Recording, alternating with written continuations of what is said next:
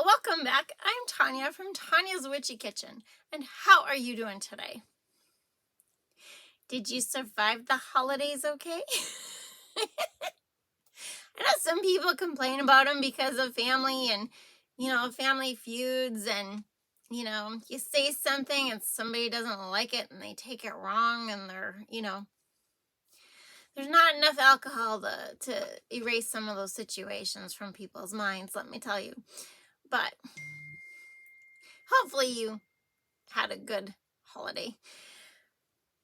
But my question for you today is, what do you do when you purchase something but you receive something extra? Okay, for example, one of the very first few times I ordered from this company, they sent me a whole pail of palm oil, and I'm like, I didn't order this. And so I emailed them and I'm like, I'm sorry, my shipment is correct except for this palm oil. Do you want me to send it back? And they're like, no, just keep it. And I was like, woo woo. Hello, palm oil, right? But and then, so I always try to be honest with companies. If they ship something that isn't mine, I will let them know. It's totally in their court. And if they don't ship me something, I let them know. That's totally that's a thing. It goes both ways. Within this month, I've had a bunch of issues with this. Ordered from a company and got 2 shipments of coffee. They told me the one package was damaged and not coming, and did I want a replacement? And it was like, sure, of course I want a replacement. Although then after I got the second box that I ordered, I'm really wondering what was the replacement. Was the coffee just an error? I don't know, but they don't want it back. And I was actually at a restaurant where the girl told the waitress, she's like, I wasn't charged correctly. Like, I didn't pay for this. You don't have it on the receipt. And the person was like, don't worry about it. That was my error. And she's like, but I'll pay for it. And the waitress was like, don't worry about it. That was my fault. So it is kind of nice, but I was impressed that she was honest because they had already gotten their food. They were almost done eating, when she realized it. So, but what do? Do you tell people what you did? Did you tell people that you got an extra item? Or do you just keep your mouth shut? Now, I do know that if you go to Walmart and you can go through the cash, now there's self-checkout, okay? But when my son was little, my oldest son was little, they didn't have self-checkout, right? That was not a thing. And so I had bought him a winter coat. And, went through the checkout, she rang everything up, put it in the bags, put it in the cart, okay? Got home and he didn't like the coat. I can't remember what it was about the coat. And he didn't like the coat. He didn't want the coat. So I was going to return it. I couldn't find the item on the receipt. But when I was like, I need to take this coat back and it's not on the receipt, and they're like, oh no, don't do that. You will be charged with theft. I'm like, but I didn't do it. I just want to, take the coat back to them. I wasn't even charged for it. I want to take the coat back. And the girl I talked to was like, no, you can't do that. They'll charge you with theft. So if you walk out with, 15 cans of beans and you were only charged for 7 and you go back to pay for them, they'll charge you with theft. So it's not, it's like, but that's different. You're in the store, you're walking out the store, but you're trying to do right. Like, what idiot does this? Charges you because you're being honest? That's stupid. But yeah, but I usually, especially orders, I will definitely be like, hey, I got this extra, whatever. 9 times out of 10, they don't want it back. However, my daughter ordered 2 things. I think they were supposed to be for Christmas, and they were not even close to the item that she ordered. Like, not even close. And then they wanted her to pay shipping back. And she's like, no, you shipped the wrong thing. I want my money back. in full, and I want you to, you are paying for shipping if you want these items back. Yeah, I don't know. It's been a few months and I don't even know if that's been resolved, but that's totally horse crap because they shipped the wrong item, totally wrong item. And then they want her to pay for shipping for their error. That's so dumb. So dumb. But what do you do? What do you do? Well, anyway, today, this is going to look really familiar to you, but I decided that it was so much fun. And I want to share again with everybody our gingerbread house tradition. And so the video is the same. The making of it. The end, you will see the houses that we made last year, because we don't have any houses yet this year. Hopefully soon. But yes, we have a tradition of making gingerbread houses every single year. Each child gets a little house. So this last year, I don't think my daughter did one, but the grandkids, her kids did, you know, type of thing. And, you know, if they have a significant other, you know, if they want to do one, I'll make one for them. Gotta know in advance, guys. But yeah, this is our tradition. This is something we do every year since my oldest was 8. I think I looked it up. Didn't I say? It's an old tradition. It's an old tradition, but it has stuck. And it is so much fun. We save candy throughout the year. We're always like, oh, here, put this in this is for the gingerbread house fund. You know, old candy or stuff they don't want. And yeah, it's great. It's fun. It's just a joy. So you can check it out. This is our tradition. Let me know what some of your traditions are. And 3 things. Dream big. Be true to you. You are worth it. And let's go check out the gingerbread house making. Here we are in the kitchen. This is my bowl for my stand mixer because I'm lazy. Yep. I used to do all my cookies by hand, and once I got my mixer, it's like, well, why have a mixer if you're not going to use it, right? Okay. So the first thing we're going to do is our dry ingredients. Dry ingredients. And I'm going to show you how I measure my flour because this is the most important thing. And if you ever take a recipe from your grandma or your mother or whatever, watch how they measure the flour. I'm not kidding you. It is a thing. It is a total thing. Okay? Especially when they have a recipe and it works and then you make it and it doesn't turn out. That's why. Okay, so we need okay, so I am cutting my recipe in half right now. Just because I don't want to make, I have to make, I don't know how many houses this year. But I'm cutting it in half, okay? So just so you know, I'm hoping to get the recipe and the cookie cutter shapes on the website, if I didn't say that in the intro, or someplace you can print them off. We'll see. I know it's a big promise for me, but, and then, so it's 2.5 cups flour is the half recipe. I'm reserving this half, okay? And you'll see why. So just put it to the side. Okay. 2.5 makes, okay, so the whole batch, if you take the whole batch, it will make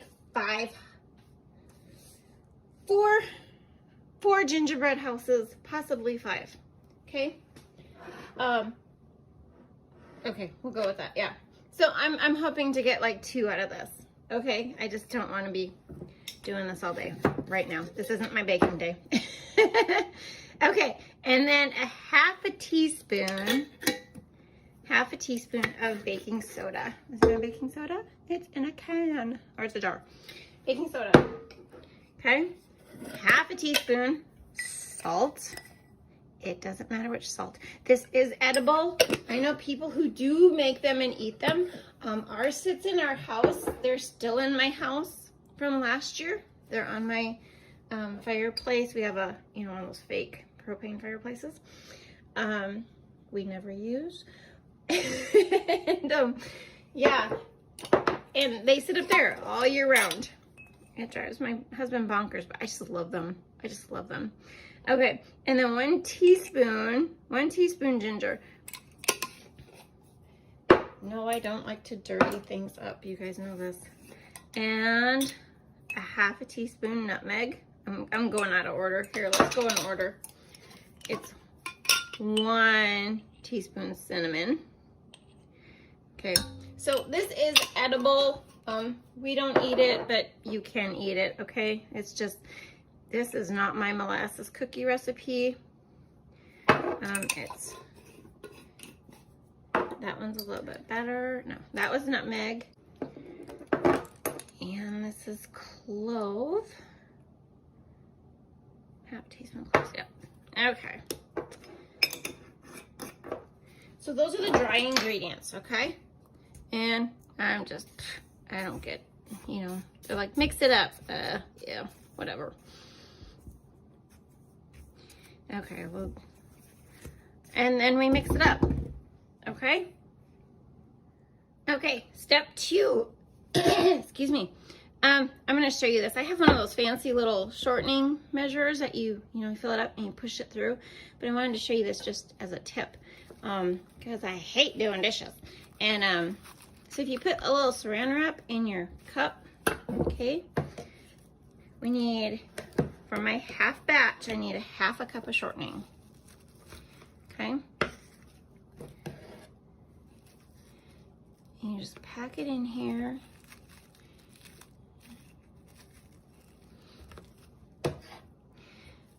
And the reason I'm reserving the flour, okay, is because, you know, sometimes, especially when I wing stuff, and because this recipe is cut in half, you know, and I just like to reserve it and then I can add it at the end. If I add it all now and then it's mixed up and it's too dry, you know, that becomes a problem. So what we're going to do is we're going to put this on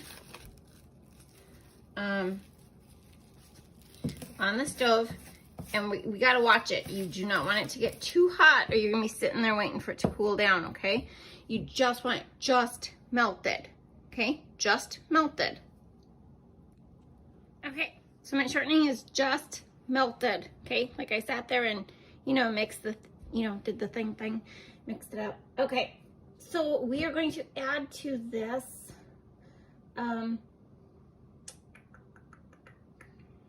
in order, okay, in this specific order, we're going to add sugar, molasses, and then our egg, okay? So we need a half a cup of sugar. Remember, we're doing the half recipe.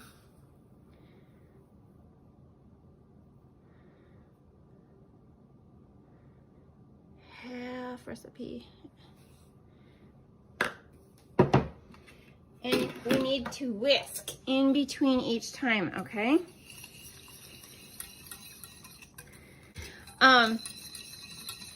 This isn't gonna melt, okay? We just wanna whisk it in there. And then we're gonna do our molasses, which is a half a cup molasses. I'm back to this, see? Used this 3 times. Half a cup of molasses plus 1/8 of a cup. Give or take. If you don't get the 1/8 of a cup, like, you know, that's where the flour, you know, comes in. I always buy the dark molasses.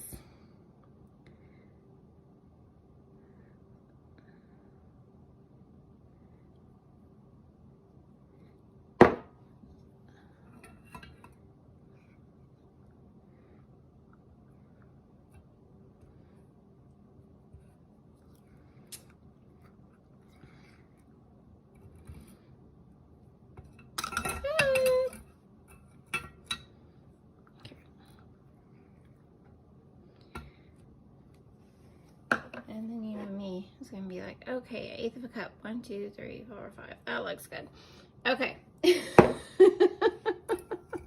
I'm sorry. I know you hate my baking skills or my cooking skills, but it's just the things I do, right? Okay. And you want to whisk this in and try not to make a mess like me, because it is actually really hard to get this to whisk in. You'll see. What this is doing is it's also cooling the mixture down a little bit so we can get our My gosh, how messy am I today? This is another reason to reserve your flour. No. Okay. And then 1 egg, which is great. I'm so glad I don't have to like split an egg or something. I hate that. In recipes, just add the extra egg. If it would call for 3, just add the extra egg. No, I guess it depends on what it is. Okay. Now this part, you have to get it all mixed together at this point, okay? Has to get mixed together. You can make, we've made a little gingerbread, like I had extra dough, you know? And when the kids were little, we made gingerbread, little gingerbread men, ornaments. And then I put, no, I didn't put a hole. I wasn't smart. I didn't put the hole on top, which was fine. I just hot glued the string to it. But, and then we took puff paint and I let them decorate their gingerbread cookies. And it's so cute because, like, I think my daughter's is, oh, I don't know if she was 1. If she was 1 or when we did that. And so some of the kids are different ages, you know, because throughout the years, but we still put them on the tree, guys. We have to put them up high because of the dog, but I mean, these suckers would last, and then the kids are like, you should have kept them all these years. And I'm just thinking, what the heck would I do with all those gingerbread houses, right? But they will last. They don't mold or anything like that. I'll actually show you the ones we did last year. Maybe, possibly. We'll see. Okay, so you gotta make sure this is totally blended in there, okay? No oil, you know, no shortening on top. It's gotta be totally blended. My gosh. I was not born to be on TV, let me tell you. Okay. So this is now going to get added into our flour mixture, and I am going to put it on my mixer and just beat it really quick, okay? I'm not going to show you that. You guys know what it is. Or you can mix it by hand. And why they do this, I don't know. You know, I really don't know. This is just the recipe. I haven't messed with it. I don't really want to mess with it because it works perfectly. Well, of course, you know, my gingerbread recipe or ginger snap cookie recipe is totally different, you know, but not this many steps, but that's also a different type of cookie, you know. Okay, I'll be back. I had to come show you because, see, this is too soft, obviously, for cookies. So we're gonna add the flour, and I might need a little more. That's just how it is. See if we can get this thing to focus.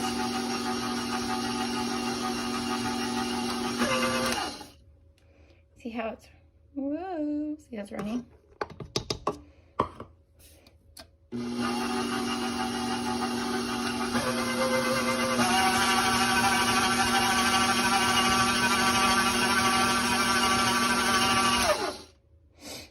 See how soft it is? It's kind of oozing down.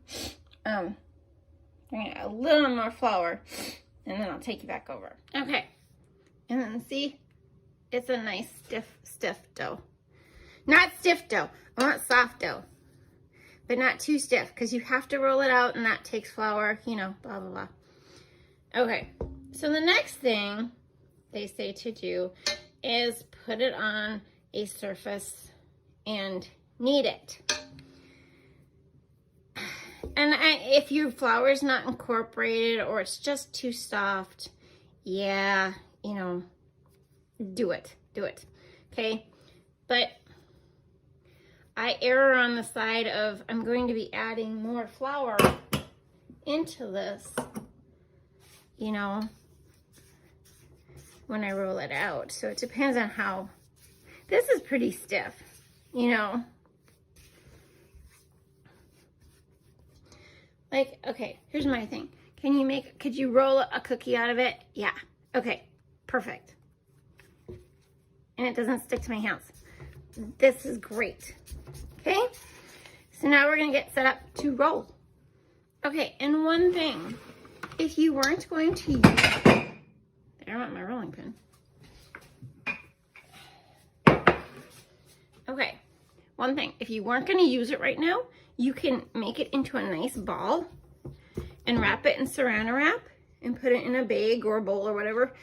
Actually, you could just put it in a bowl with a cover and stick it in the fridge, okay? And then if you want to, when you're ready to roll it out, bring it out like 3 hours before so it warms up to room temperature so you can roll it out, okay? Okay. So, this is how I roll them out. Here are my cookie cutters. If you're wondering how I've done the other houses, we have a train, we have a A-frame house. We did bucking shoots last year. I have a couple other different house designs. I make them out of cardboard. I design them out of cardboard. Actually, I design them out of paper first. Try and put them together, you know, tape them together. Make sure they work. And then I cut them out of cardboard. And then I just trace around with a knife. You know what I mean? So, but believe me, these are so much easier, but it's doable, guys. It's doable. Okay? So you need 2 of each per house. You need 2 sides. Okay? Yeah, it goes like this. You need 2 sides, and the roof. Okay, so the long one is the roof. Okay, let's get rolling. So, here's where the extra flour comes in. I roll it out on the cookie sheet. Why? Because they will distort unless you're super good. I'm not. And this is also the other way I incorporate the rest of my flour in here. Because it's a soft dough, guys. It's really soft right now. But, you know. And so you want about 1/4 of an inch. 1/4 of an inch in width. Which doesn't always happen with mine. It just depends. And try and pick, yeah, thanks guys. Try and pick the flattest pan you have.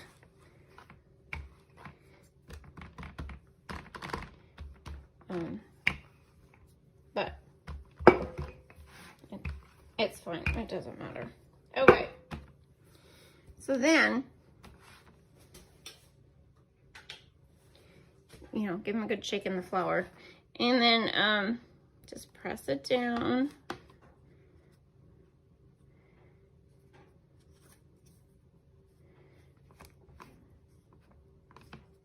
Try and keep a little bit of space, you know, and I'm sorry, depending on how I am, they might get close. They might get close. Okay. And then, see, I don't distort them by pulling them, you know, with a spatula and pulling them. They'll distort enough as they poof up. My kids are gonna be so mad because they're gonna come home and they're gonna be like, oh, I smell molasses cookies. And it's gonna be like, nope, sorry guys. Okay, see? And then you put them in the oven at 350 degrees for 10 to 12 minutes. Remove them immediately from the cookie sheet and put on a cooling rack. Okay? If you're doing a bunch of these, one little tip, I'll make a cheat sheet and I'll have how many of these I made, like how many houses I need, and then how many of each side I make, so I know that I have enough of each side. So these are going in the oven. Okay, so the hardest part is deciding when they're done. I don't know if you can see, this one has a little brown around the edges there, and that's pretty much, you know, when they're done. They're soft on top. Okay, what you carefully want to do is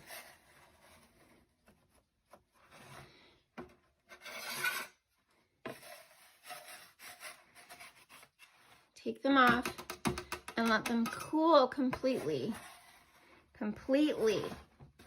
Now, I actually let them set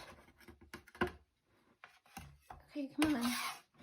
I actually let them set 24 hours before I put them together. Okay? Like air out in the air.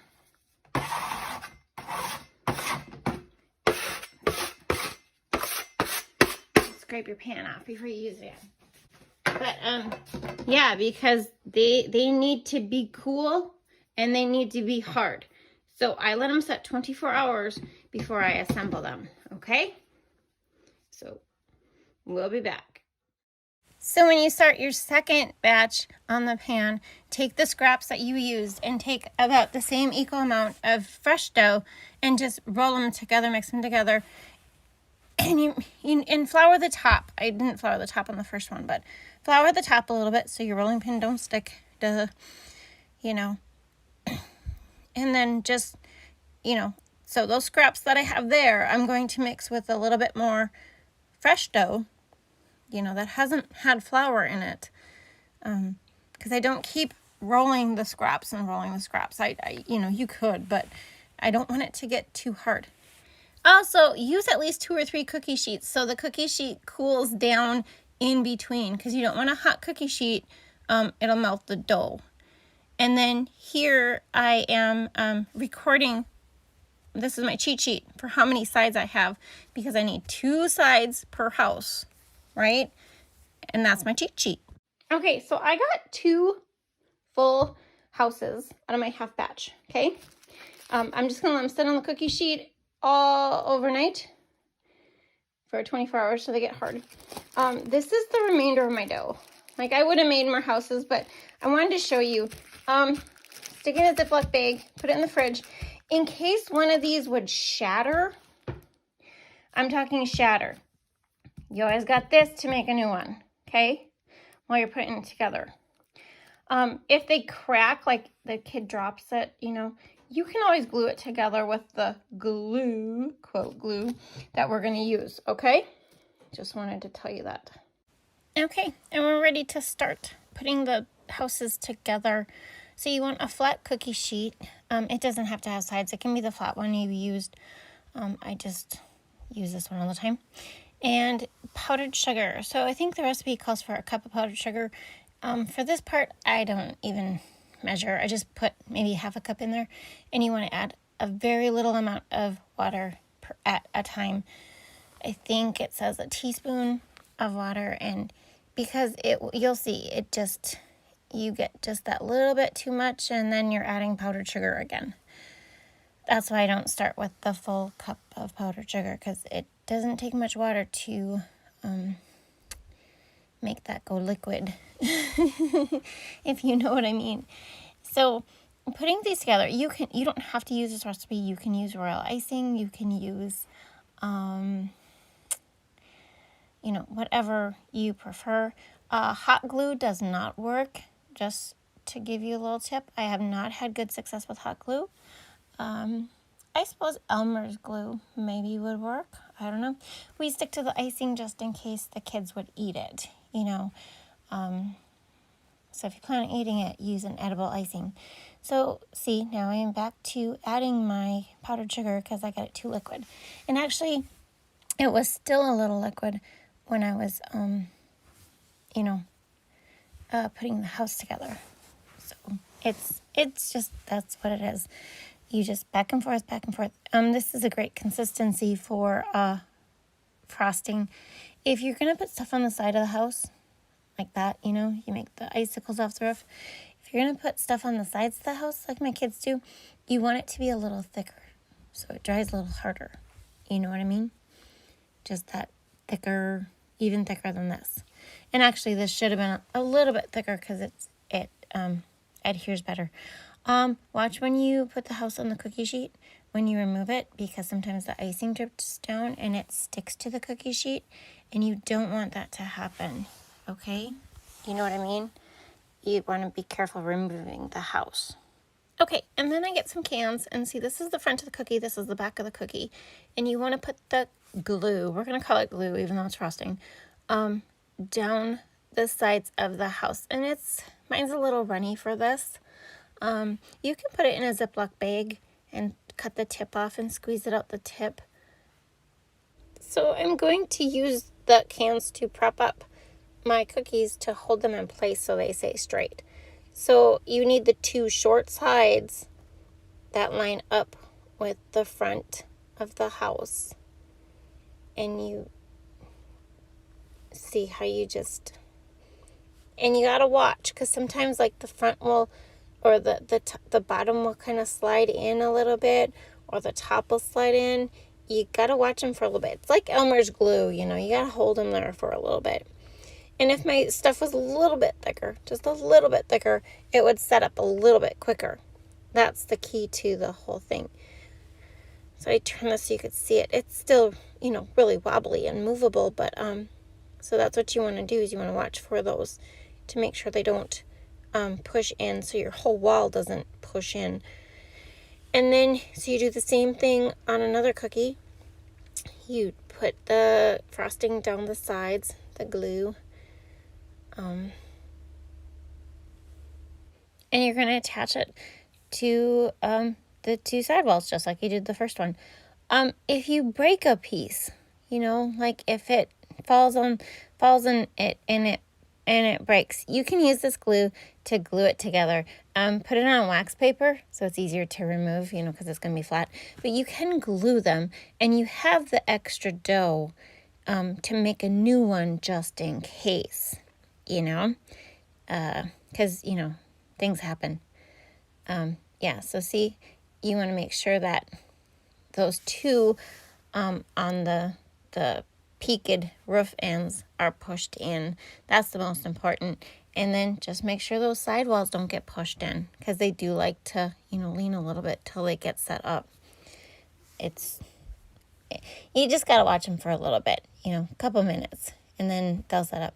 And if for some reason it doesn't stick, if you have problems, just put more glue on it and, reattach and continue on. Okay, so after a half hour, then I will start on the roof.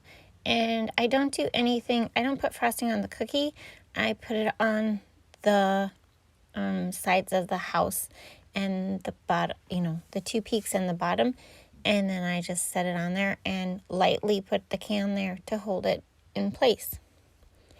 And then I do the same with the other side. So you're just putting, blobs of frosting along the side, and then down the peaked roof, area. And then, yeah, I mean, that's really all there is. It's a little time consuming because you're waiting for them to dry. And I wouldn't start decorating. I would let them set. Like if I do this in the morning, I'll let them decorate in the evening. But let them dry really well, because you don't want walls falling off because they haven't adhered. But it's all, you do what's best for you and what works, and, just make it work and make a go at it. And so I put my two cans there, and then I will put frosting down the middle. So the middle section gets glued. Don't push those cans into it too hard. You just want them to hold it in place. You just want them to lightly butt up against the roof so that it just holds it in place. Okay, and then I just smear it down the middle so that it seals that top part, holds it in, or holds it together while it dries. And actually, this is what they look like before it's frosted. You're going to have icing. If you have a picky child, I don't know what to tell you. This is how they look. And I actually got 3 out of this batch. And here are some from what we did last year, because they were not ready yet. My kids have a grand old time decorating them, doing them, and, all different age groups. So things change and evolve over the years, and they get better, and the little ones just have fun eating the candy and putting it on the house. I hope you had a good time. Thank you for dropping by, and I will see you next time. Bye-bye.